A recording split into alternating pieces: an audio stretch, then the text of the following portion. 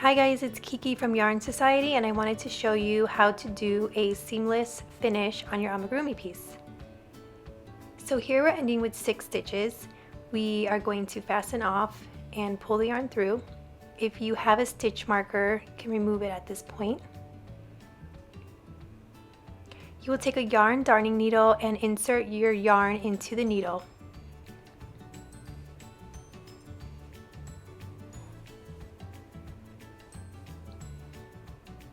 You'll notice that the last stitch is your fasten off, and then you'll have 6 V stitches.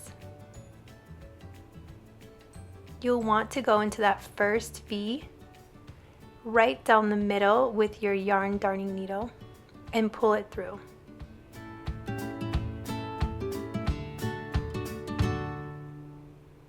Go into the second middle of the V and pull that through, and I like to turn the piece as I'm doing it so the stitch is in the front of where I'm pulling. This is the 4th stitch, 5th, and then your 6th and final stitch. Now grab that strand of yarn and pull it tight.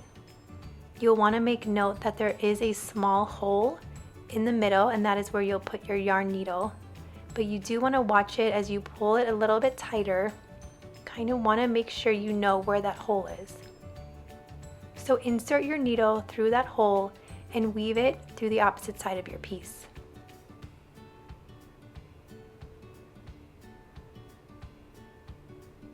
Give it a few little tugs and then fluff up your piece and admire your beautiful work.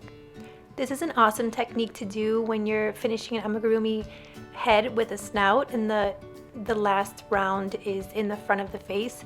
This just gives it that seamless look that you need in amigurumi.